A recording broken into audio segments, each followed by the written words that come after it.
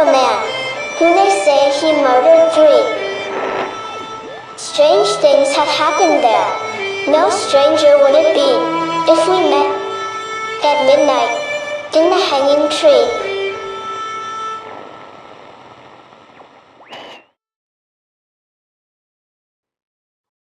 Welcome to the show. I'm your host, Chris James.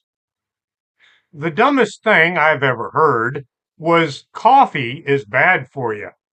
This was coming from the same folks who used to say that smoking was good for you and eggs were bad. They also once tried to convince us that bacon was bad for our health. It depends on what time of the year it is as to what may be good or bad for us.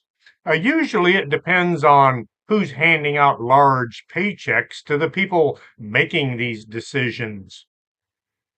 I know coffee is good for you because I've been drinking it for about 62 years. I'm still talking about it. Yeah, I got started kind of young. In 1746, the Swedish government made it illegal to even have coffee paraphernalia.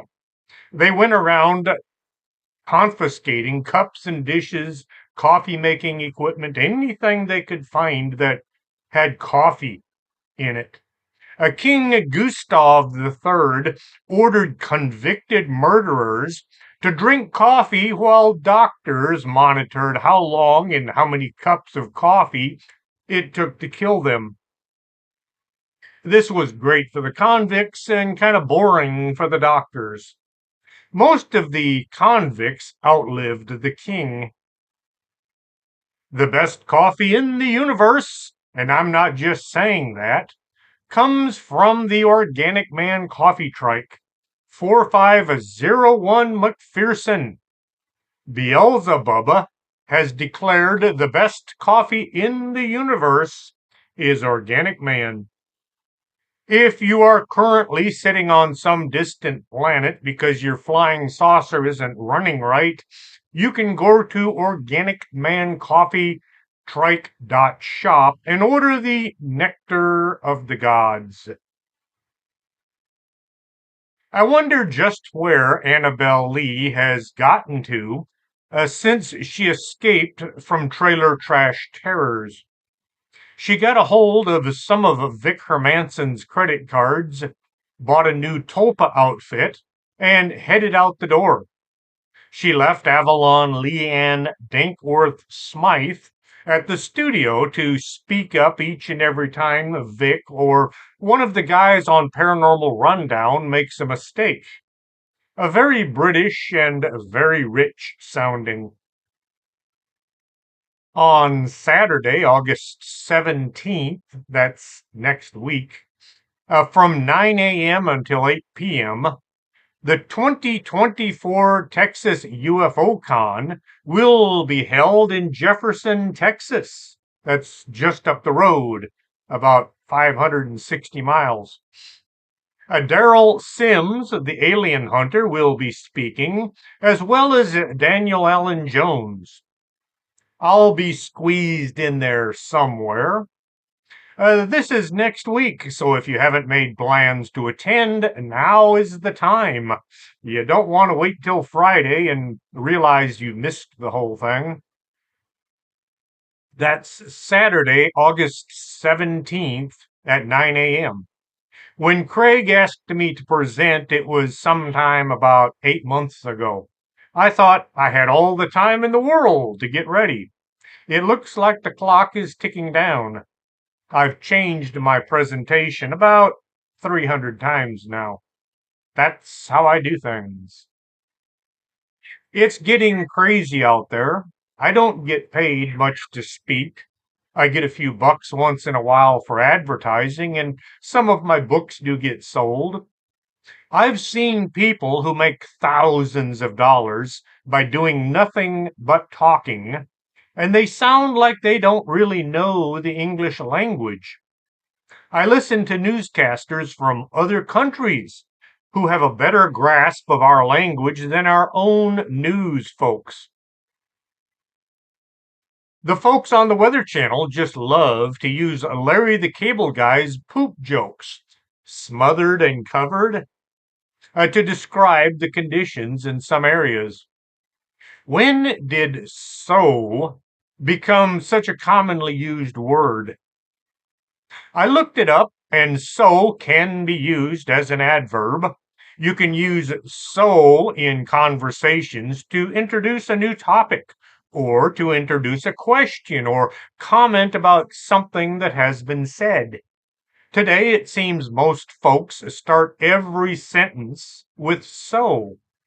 Stop it. It sounds weird. People who write long winded articles on the internet are having a romantic fling with the word then. It seems to be found in every sentence they write. Then this happened, then this happened. On the other hand, it sounds like a bunch of second graders trying to learn how to write.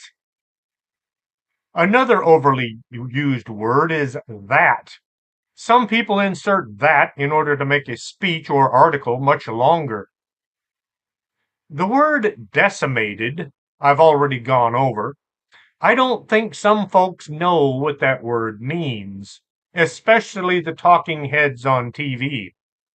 To decimate is to reduce by 10%, not to wipe out. I failed most of my English classes. Does that surprise anyone?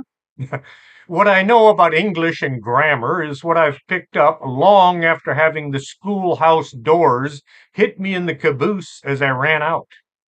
Being married to a teacher helps a lot. Words hold power.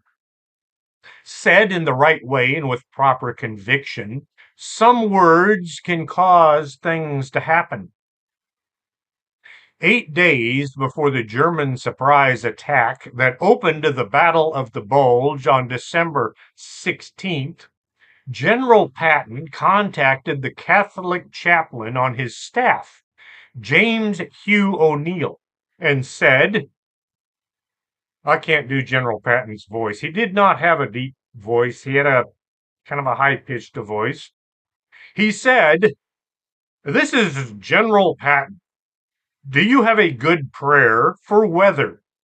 We must do something about those rains if we are to win the war. The chaplain got back to General Patton, presented a prayer card to him, saying, have 250,000 copies printed, and see to it that every man in the Third Army gets one. Patton also asked O'Neill to instruct the other chaplains and the men in the ranks on the importance of prayer. Now, I'm sure any soldier that had been shot at knew how to pray. 4 days after the German surprise attack, and to the surprise of the weather forecasters, the collective prayer of all the soldiers of the Third Army was answered. The rain stopped and the fog ceased. Patton was able to advance to win the Battle of the Bulge. Who says God wasn't on our side? Prayer is just words strung together, but with all your being behind them. It's not so much what you're saying, but how you're saying it. Some folks simply memorize the words and then they wonder why nothing ever happens. I listen to some preachers who sound as if they don't actually believe any of what they say. The guys with the shaky voice, and they pronounce certain words as if by adding extra consonants, they're adding force to their conversation. Some people pray on their knees, and some people pray standing up. It's all how you do things. It's what's inside that counts, really, not how you do it. Way back when people spoke as if it really meant something, look at how they would address each other. I know I say they used to talk funny back then, but the words they used were filled with meaning. Words used back then are no longer around, or some whack job has changed the meaning. The founding fathers didn't climb up behind some teleprompter and read what others think would sound good without having any actual meaning. I hear people all the time say, so and so is very eloquent. Yeah, right. As long as the script writers are doing their jobs. Abraham Lincoln's script writer was Abraham Lincoln. There are many people out there that should never have a mic thrust in front of them. They will destroy their credibility along with the English language. How some of these folks get elected is beyond me. One good example of a bad idea was Dan Quayle.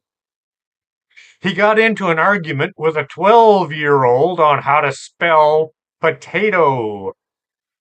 In 1992, Vice President Dan Quayle led a spelling bee for 6th grade students in New Jersey.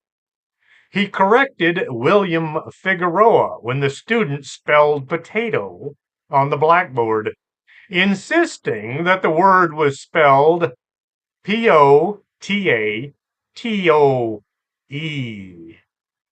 The vice president was wrong in his spelling, and then for getting into it with a 12-year-old who really knew how to spell, unlike Dan Quayle. Quayle also said some stupid things about the Holocaust. He said, with a mic in front of his face and most of the nation listening, the Holocaust was an obscene period in our nation's history.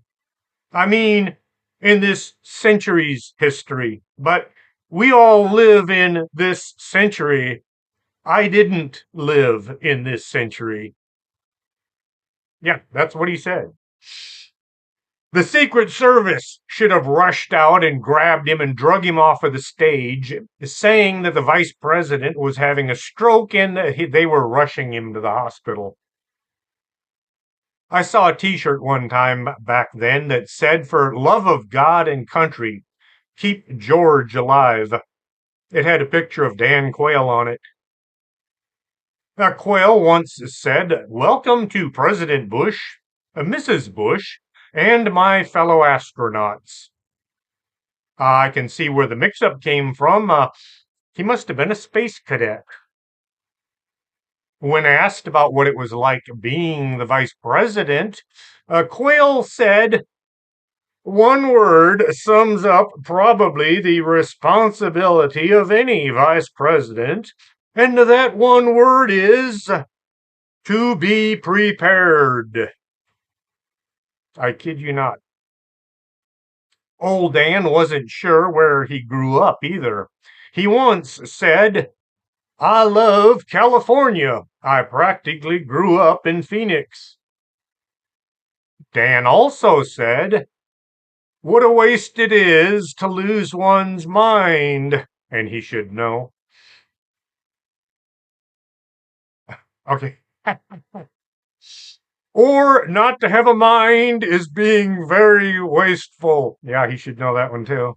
How true that is.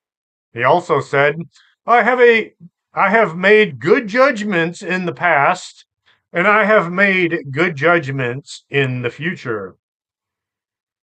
He went on to announce, Republicans understand the importance of bondage between a mother and a child. Not wanting to let well enough alone, I was recently on tour of Latin America, and the only regret I have was that I didn't study Latin harder in school, so I could have conversed with those people. President George W. Bush announced on September 6th, 2004, "Too many good doctors are getting out of the business. Too many OBGYNs aren't able to practice their love with women all across this country. Okay, maybe George should have had a teleprompter held up in front of him anytime he was about to speak. Kind of like that other guy who had one around all the time. When it was announced the Navy was going to increase their presence in Guam, Hank Johnson, a representative from Georgia, said, "My fear is that the whole island will become so overly populated it will tip over and capsize."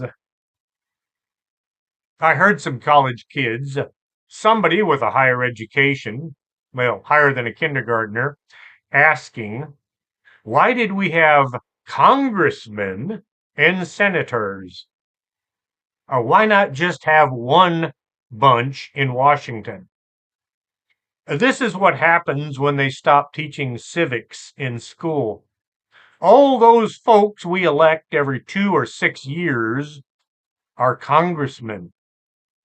They all serve in Congress. You want to get some dirty looks from people, call a U.S. senator a congressman. They will quickly rush out to correct you, saying, they're senators. The Senate and the House of Representatives are both part of Congress. The United States Congress is a legislature of the federal government of the United States. It is bicameral, composed of the lower body, the House of Representatives, and the upper body, the Senate. Both entities are a part of Congress, so therefore, they're all a bunch of congressmen. Originally, the House of Representatives was elected every 2 years to represent we the people, not some special interest group that shows up handing out huge checks every time there's some special vote going on. The Senate was appointed by the state legislators to represent the states. If a bill was being presented that was not good for the states, the Senate was supposed to vote it down. Woodrow Wilson wanted to consolidate power in Washington. So he got his cronies in the House to get senators elected by the folks in each state, instead of allowing the legislators to appoint them. Since most folks don't have a clue as to what's going on, this move allowed Washington to force states to let go of much of their congressional power. 1988, Daddy Bush, aka George H.W. Bush, was vice president under Ronald Reagan. How that guy survived to run for president is beyond me. During an interview, George said, "For 7.5 years, I've worked alongside President Reagan. We've had triumphs, made some mistakes. We've had some setbacks." Reagan was an interesting president. In 1984, I was sitting in the office at the fire station one day, and the news was on in the background. In a moment of quiet, I heard the president say, "My fellow Americans, I am pleased to tell you today that I've signed legislation that will outlaw Russia forever. We begin bombing in 5 minutes."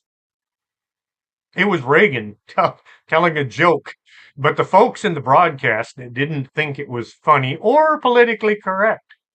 I almost fell out of my chair until I realized that the president was just joking.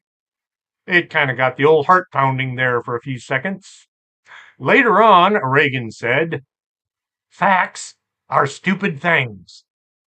He was attempting to quote John Adams, who said, "Facts are stubborn things."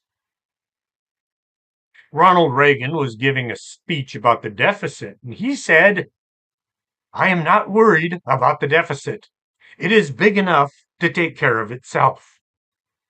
Now, I imagine that was probably another one of his jokes. Barack Obama used to walk around with a teleprompter in front of him at all times. I saw him addressing a bunch of school kids, and those electronic devices were there so he could read what other people had for him to say. During the presidential campaign, Obama had said, "I've now been in 57 states. I think there is one left to go." Now, I'm no college graduate, but I do know how many states there are. I can understand not being able to name all 50 state capitals, but thinking there are 7 extra states out there, that's a bit overboard.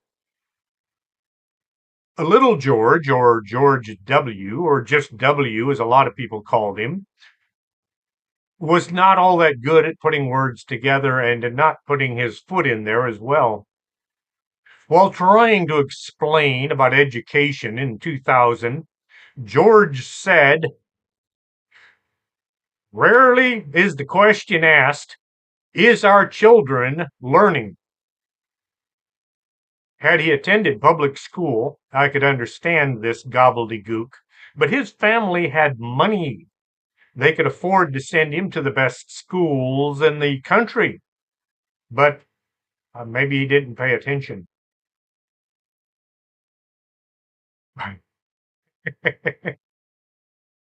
He continued to amaze people by saying, "As yesterday's positive report card says, children's do learn when standards are high and results are measured." Maybe it's just that accent that he was forcing that made him sound like he said children's instead of children. He also had a hard time getting through an old saying. There's an old saying in Tennessee. I know it's in Texas, probably in Tennessee, that says, "Fool me once, shame on you. Fool me, you can't get fooled again." Isn't that a song by The Who? Not wanting to rest on his laurels, George went on to say, "They misunderestimated me." To underestimate someone is to fail to understand how strong, skillful, intelligent, or determined someone, especially your competitor, is. To misunderestimate someone is to do just the opposite. He said, "Our enemies are innovative and resourceful, and so are we. They never stop thinking about new ways to harm our country and our people, and neither do we." I think that might have been a Freudian slip. George did say something that has kept a lot of people guessing as to what the heck he was talking about. W said, "I'll be long gone before some smart people ever figure out what happened inside this Oval Office." I have no idea what that was pertaining to, and I don't think anyone else does, including him, understands it. Al Gore once said, "A zebra does not change its spots." He obviously does not read Terry Pratchett. Pratchett would say that a leopard can't change its shorts. We used to have a police chief who mixed metaphors all the time. He would say, "You're barking up the wrong flagpole," or "Throw it down a well and see who salutes it." I'm pretty sure he wasn't trying to be funny. His English was very bad, and a lot of times everybody would look at each other and say, "What the heck is that guy trying to say?" He was never slow in bringing out the weird metaphors.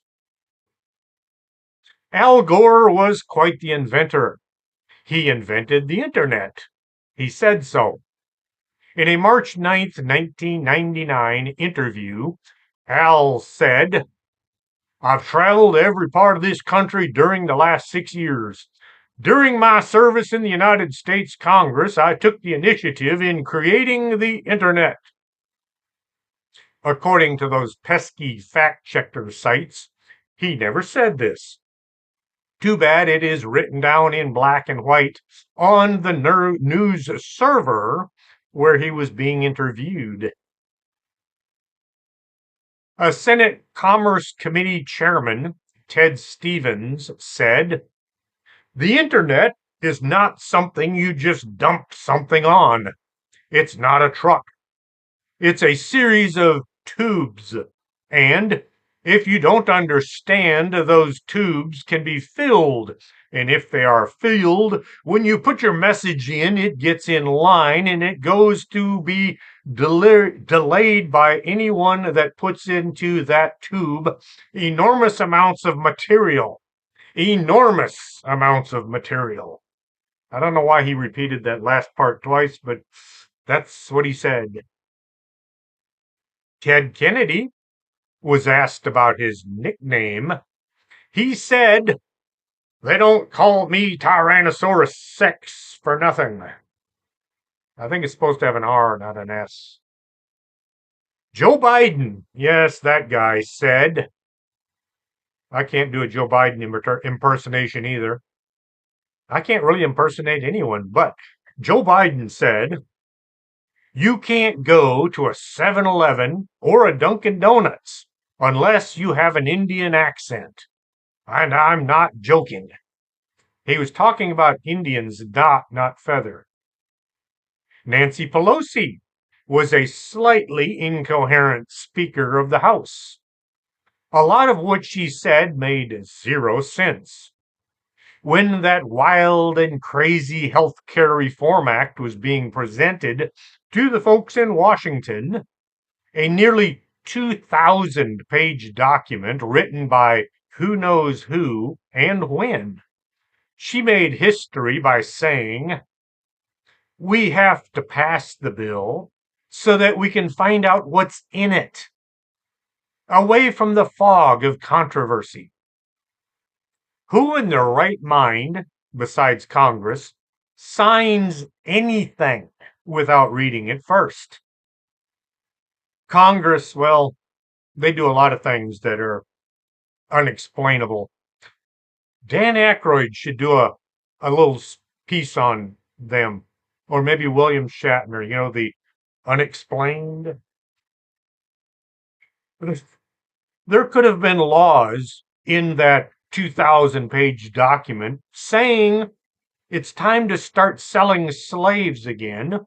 And those folks just went ahead and signed it and turned a bunch of unknowns into laws.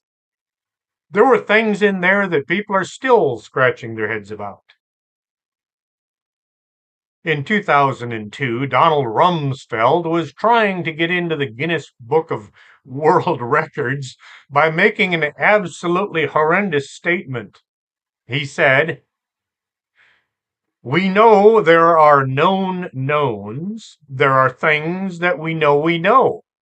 We also know there are known unknowns. That is to say, we know there are things we know we don't know. But there are also unknown unknowns. The ones we don't know, we don't know." Oof. Donald Rumsfeld was giving a speech about war and its effects on people. He said, "Death has a tendency to encourage a depressing view of war." He was trying to justify going to war as if it was a good thing. Well, war is good for the military-industrial complex and all those politicians that get gifts from those companies. When talking about Osama bin Laden in 2003, Rumsfeld said, "We do know of certain knowledge that he is either in Afghanistan or in some other country or dead." Richard Nixon said, "When the president does it, it means it's not illegal." He must have thought he was above the law, which Most people in Washington believe that way. Richard Nixon said, "People have got to know whether or not their president is a crook. Well, I'm not a crook. I've earned everything I've got." He said this after having accepted over $1 million in cash from the mafia to let Jimmy Hoffa out of prison, and then he didn't do it. I'm surprised the mafia didn't come out and yell and scream about it. I understand they liked Nixon a lot, though. Gerald Ford is the first president of the United States to never have been elected president or vice president of the United States. His predecessor was Spiro Agnew. Most people have never even heard of that guy. Spiro Agnew, who got into trouble for accepting payoffs, bribes, from contractors when he served as the Baltimore County Executive and when he was the vice president. To avoid any prison time, he stepped down and he allowed Ford to become the vice president.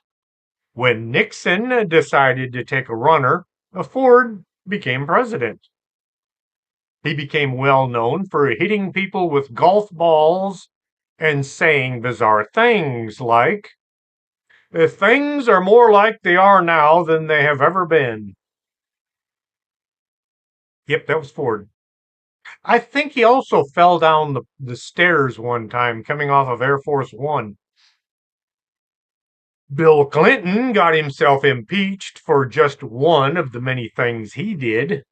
During his trial, he said, "It depends on what the meaning of the word is." This was all related to the Monica Lewinsky affair. You know, the woman he did not have sex with, and then he said he did. Barry Goldwater is hardly ever mentioned in most history books today. Yet, he did some outstanding things when he was in a position of power. He was a supporter of racial equality. He integrated his family's business upon taking over control in the 1930s. He was a lifetime member of the NAACP. Goldwater helped found the group's Arizona chapter. He saw to it that Arizona Air National Guard, was racially integrated from its inception in 1946, 2 years before President Truman ordered the military as a whole to become integrated. Goldwater worked with Phoenix civil rights leaders to successfully integrate public schools a year before Brown versus the Board of Education. In his first year in the Senate, Goldwater was responsible for desegregation of the Senate cafeteria after he insisted that his black legislative assistant, Catherine Maxwell, was to be served along with all of the other Senate employees. Barry Goldwater once said, "If you don't mind smelling like peanut butter for 2 or 3 days, peanut butter is a darn good shaving cream." I have thought of a lot of weird things. I've tried my cat's food to try and figure out why they're so crazy about it, and the dog food, and I once nibbled on a dog treat, kind of salty. I have never, ever thought of smearing peanut butter on to shave with or after having shaved. How do people come up with these things? If anybody out there is adventurous, please give it a try. Peanut butter for shaving cream, and then let us know how it worked and whether you did smell like peanut butter for the next couple of days. California Governor Arnold Schwarzenegger was talking about gay marriage when he said, "I think that gay marriage should be between a man and a woman." President Herbert Hoover was talking about the national debt when he said, "Blessed are the young, for they shall inherit the nation's debt." Okay, this was a true statement. Well, the inheriting the debt part, but not necessarily the blessed part. October 9th, 2003, Pat Robertson suggested nuking the State Department. He said into a microphone, "Maybe we need a very small nuke thrown off on Foggy Bottom to shake things up." The Foggy Bottom being the State Department. Trent Lott praised Strom Thurmond in 2002, saying, "When Strom Thurmond ran for president, we voted for him. We are proud of it. And if the rest of the country had followed our lead, we wouldn't have all these problems over the years either." A staunch opponent of civil rights legislation in 1950s and 60s, Thurmond conducted the longest speaking filibuster ever by a lone senator, speaking for 24 hours and 18 minutes in opposition of the Civil Rights Act of 1957. In May 1962, Thurmond was part of a group of Senate orators headed by John C. Stennis, who expressed opposition to the Kennedy administration's literacy test bill. I'm not being very literal there, am I? The literacy test bill, arguing that the measure was a violation of states' rights as defined by the Constitution. The bill was an effort to reduce the use of discriminatory and subjective literacy tests in the South, ostensibly used to establish voters' competency. In practice, they were used against African Americans voters and preventing them being registered voters. In the 1960s, he voted against the 1964 Civil Rights Act and the Voting Rights Act of 1965. Despite his support for racial segregation, Thurmond denied the accusation that he was a racist by insisting that he was simply supporting states' rights and he was an opponent to excessive federal authority. Trent Lott thought he should have been the president of our nation. Back when Senator Obama became President Obama, the governor of Illinois tried to sell his U.S. senatorial position to the highest bidder. He was actively asking people wanting to become senator to offer him money. Rob Blagojevich was being investigated by the feds when he was recorded saying, I try to do a family-friendly show here. I'm not going to use the exact words, but you should understand what it was that this guy said. Blagojevich said, I'm just not giving up that effing nothing. I'm not going to do it. And I can always use it. I can parachute me there. Give this mother effer Obama his senator. F him. For nothing, F him. This was said the day before his arrest. He had invited authorities to tape record his conversations, saying, there is nothing but sunshine hanging over me. Marion Barry was arrested for smoking crack with a woman of negotiable affection in a hotel room. The folks in Washington, D.C. re-elected him after his arrest. He had said, what right does Congress have to go around making laws just because they deem it necessary? Marion Barry was speaking on crime in Washington, D.C. when he said, Outside of the killings, Washington has one of the lowest crime rates in the country. In March 2003, Iraqi Information Minister Mohammed Syed al-Saif, also known as Baghdad Bob, was on a live broadcast saying about the Iraqi invasion, "I triple guarantee you there are no American infidels in Baghdad." At that time he was speaking, the building he was in was completely surrounded by U.S. troops. Warren G. Harding said on being president, "I am a man of limited talents from a small town. I don't seem to grasp that I am the president." Martin Van Buren in 1829 said in a public speech, "As you well know, Mr. President, railroad carriages are pulled at the enormous speed of 15 miles per hour. The Almighty certainly never intended that people should travel at such a breakneck speed."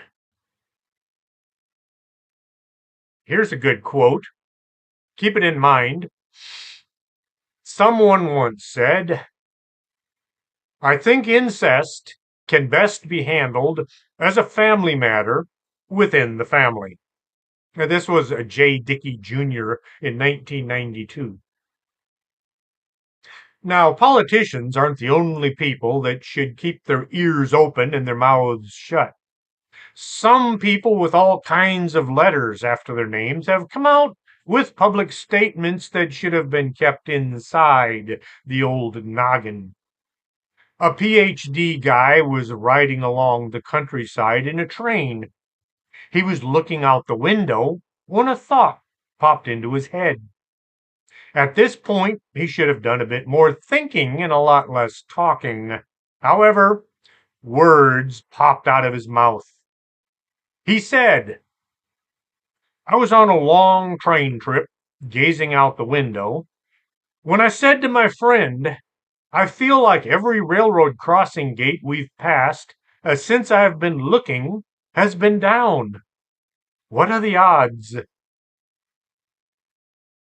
I've heard or read some folks who think they're super smart trying to complete a sentence only to insert both feet. I read one blog where the person speaking said that some people literally use the word literally way too much. Once again, cue the Inigo Montoya voice. I don't think that person knows what the word literally means. The word literally means actually, and we use it when we want others to know that we're being serious, not exaggerating or being metaphorical. Most of the time, what people want to say is metaphorically. Having so many people using the word wrong has led to some dictionaries changing the meaning. Merriam-Webster has added the definition that most people find technically incorrect. Some folks still overuse the word in a way that sometimes does not fall into either definition. Others use it so much that it makes them sound, well, they sound like the wind can be heard rushing through their skull from several feet away. People trying to sound upbeat or in the know will say it is what it is, thinking it makes them sound scholarly. As if by quoting somebody else, they will sound as if they have things inside their heads that the rest of us need to hear. It is what it is means I have nothing to add to the situation, no means of fixing it, and I cannot even describe it. I pay more attention to people that quote writers that I like to read. Things like, when you lift the rug, you find dirt. That was Eddie Russett's dad telling his son that when you begin to dig into things best left alone, you're going to find things that you don't really wish to see. That is from the Red Side Story by Jasper Fforde. And If you haven't read it yet, you should. But if you haven't read Shades of Grey, The Road to High Saffron, you should read that one first so that you know what's going on in the second story. But trust me, that both those books are well worth reading. Jasper Fforde is spelled with two F's and an E on the end. Is the word irregardless even a word? Well, I looked it up, and yes, it is. Irregardless is a word that has been in use for about 200 years. The word means the same as regardless, which actually sounds more intelligent, yet folks will haul out irregardless and try to use it in a sentence to make themselves sound cool. It adds nothing to anyone's conversation. It usually makes others think you might have a screw loose. Try eliminating it from your vocabulary. Using words that don't mean what you think they mean makes folks realize that you don't have much to say. Kathy keeps trying to push the buttons on the keyboard. People who throw the word like in just about every sentence are not just annoying, but it makes them sound like bottom feeders. People have begun to think like is punctuation and not a descriptive. The thing you're talking about looks just like something else, or you have a fondness for it. Stop inserting like into every conversation. I guess the folks in the California Valley have something to do with it becoming misused so much. The saying, I could care less, means you actually do care, because your amount of caring could be diminished. The correct phrase is, I could not care less, because that is what you really mean. Well, folks did talk that way some time long ago, but now words just seem to pop out of other people's mouths, unaided by thought. Here's one that a lot of people say. You can't have your cake and eat it too. Actually, you can. You can have your cake in your plate and then you eat it. The correct saying is you can't eat your cake and have it too. Because once you've eaten it, it is no longer on your plate. You no longer have it. It's becoming something else. We used to have a supervisor who said basically in just about every sentence. He made quite a few bad decisions and he always tried to explain them away. Folks who use basically are actually being condescending to those around them.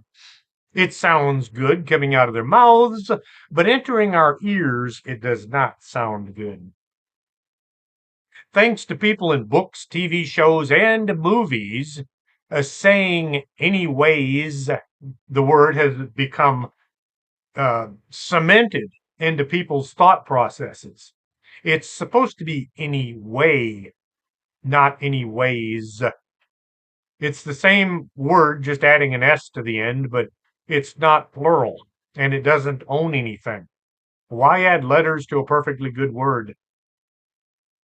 The simple rule is to use fewer with things that you can count and less with things you can't. There are fewer sheep in the field, but there's less intelligence in the world.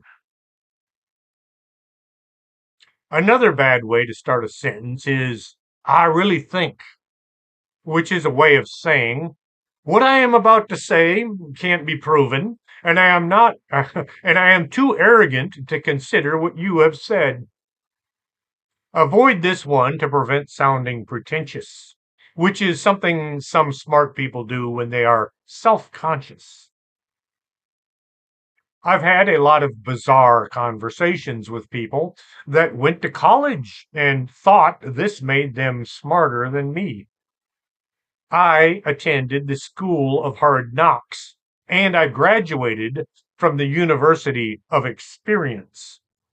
You get experience by making lots of bad decisions, but you do get experience. I still don't think I know much about anything, let alone everything.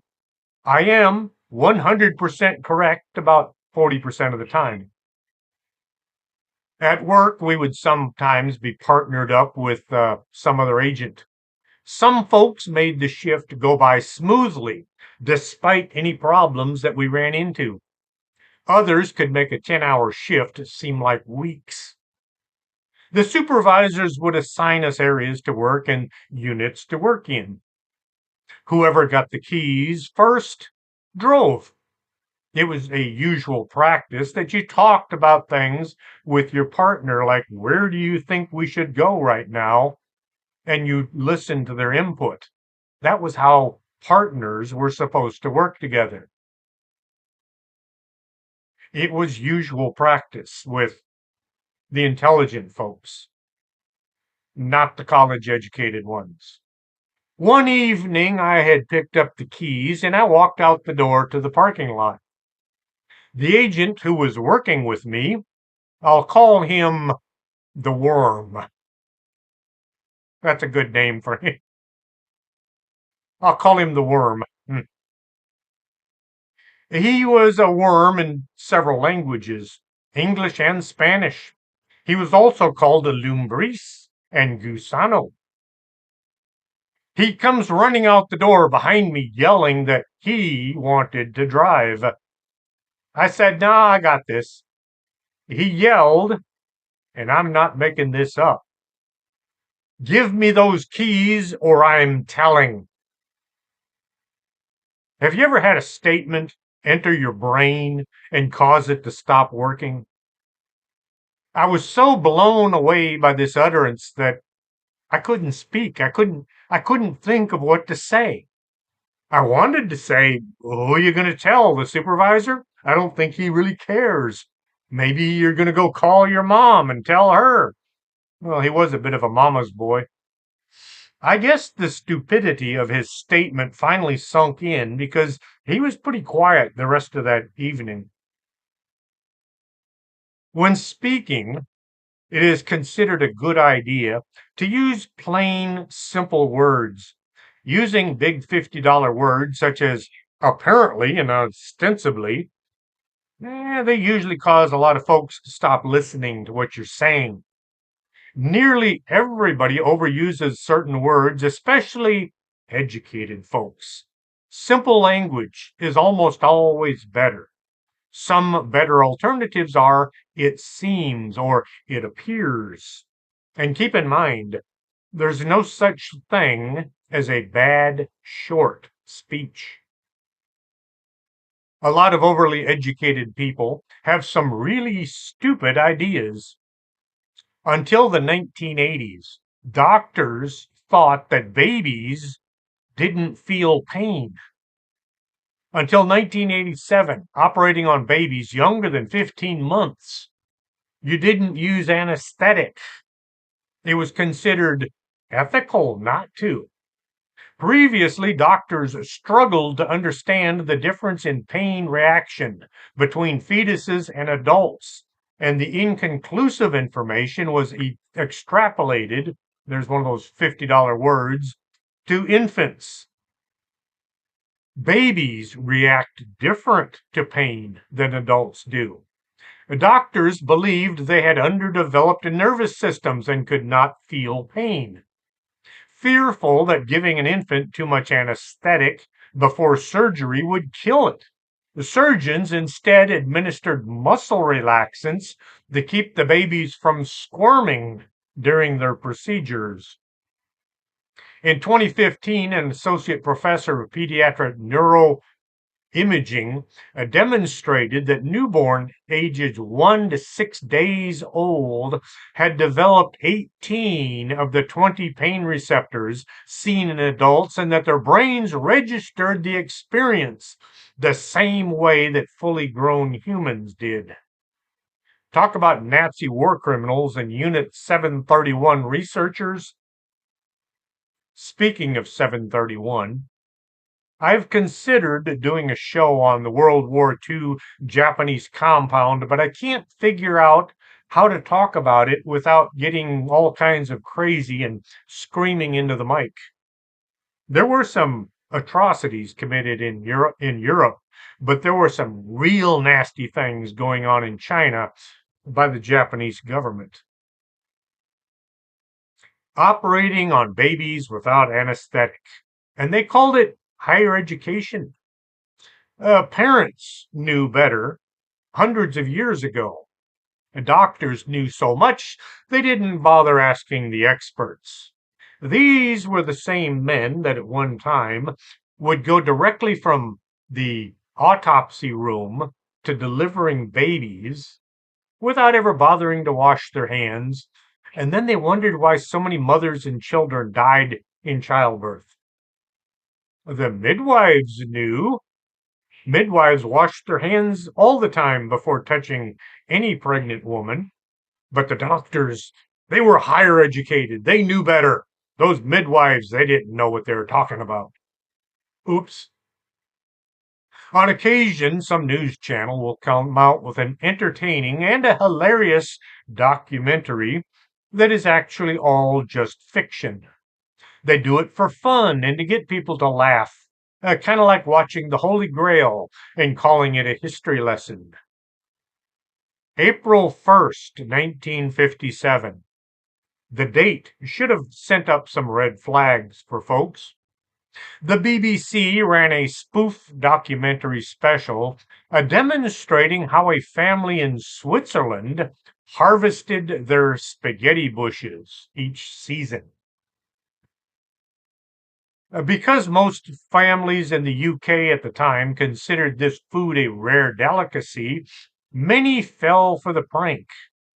This was narrated by the well-known broadcaster Richard Dimbleby. The piece showed how the family would pick individual noodles from the bush before drying them in the sun. Some viewers wanted to know where they could purchase spaghetti bushes, while others were offended that a serious news network would create such a detailed, informative parody. Had I seen the documentary on the news and not figured out it was a joke from the get-go, I would have laughed myself silly. I did see it several years ago and it made me laugh, not because of the subject matter, but because some folks thought it was real. Maybe I spent too much time cooking to fall prey for such things.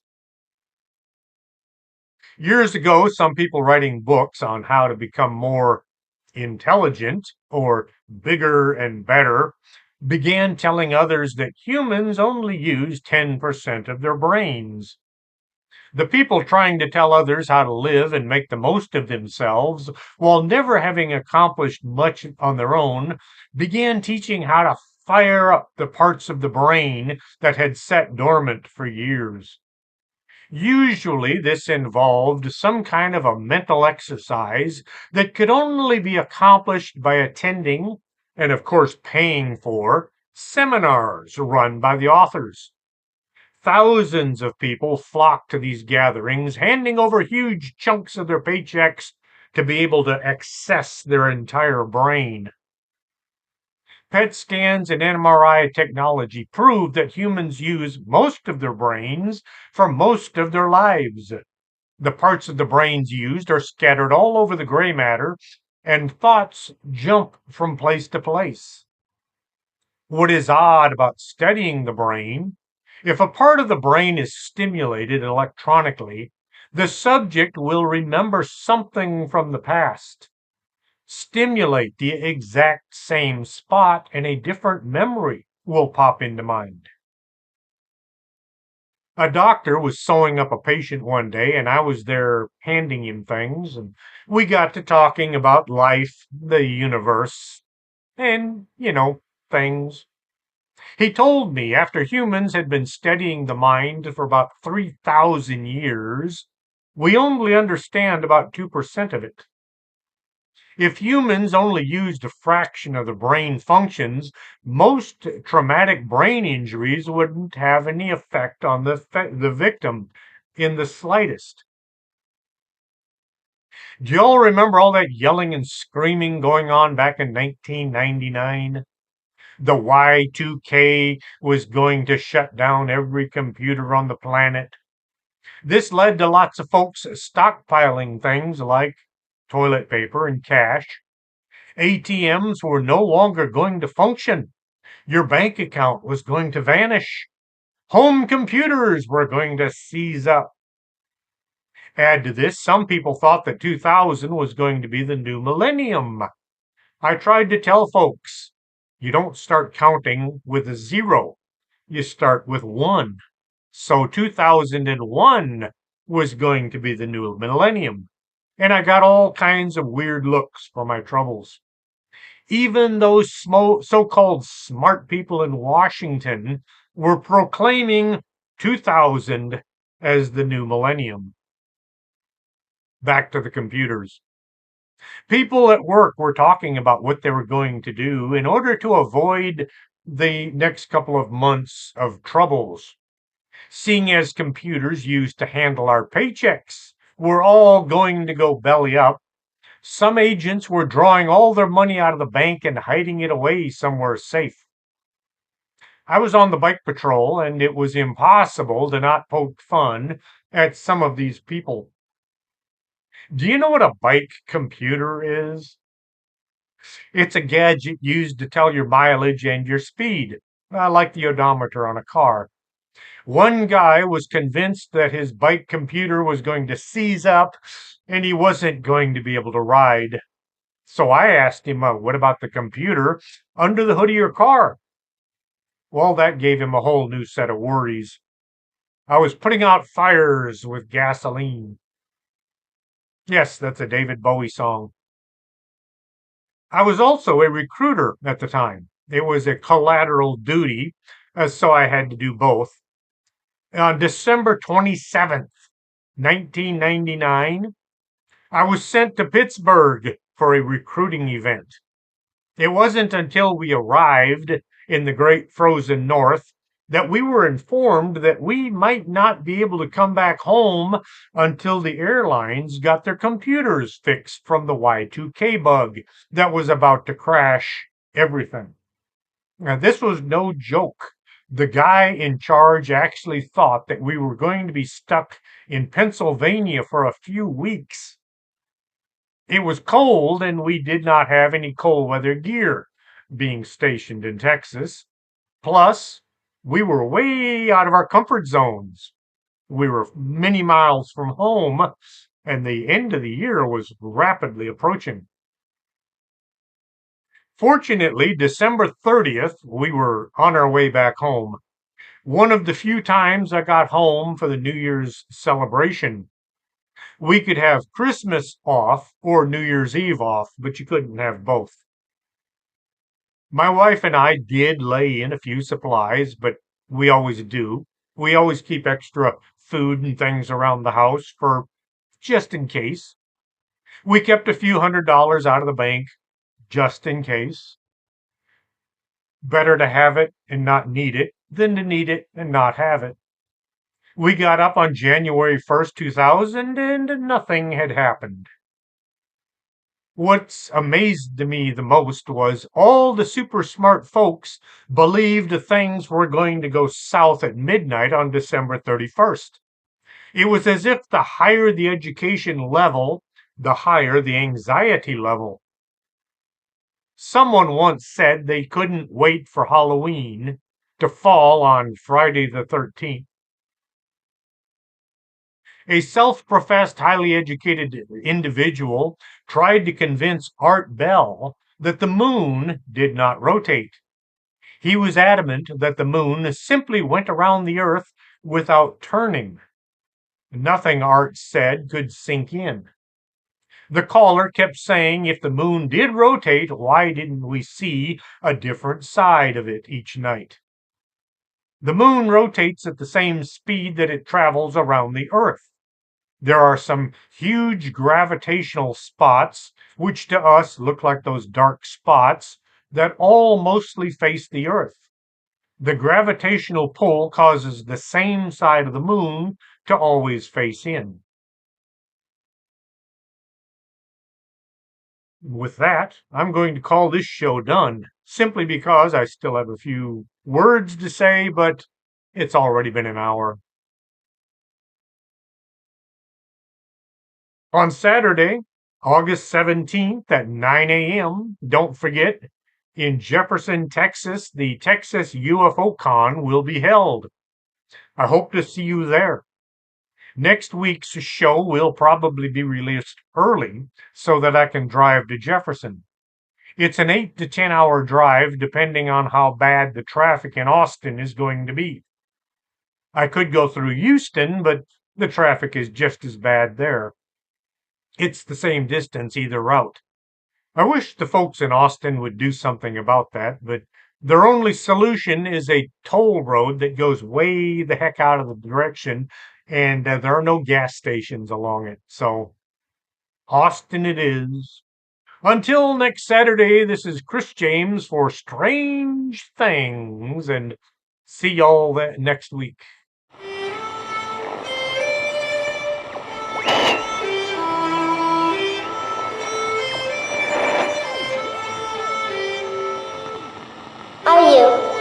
Are you coming to the tree where they strung up a man who they say he murdered 3? Strange things have happened there. No stranger would it be if we met at midnight in the hanging tree.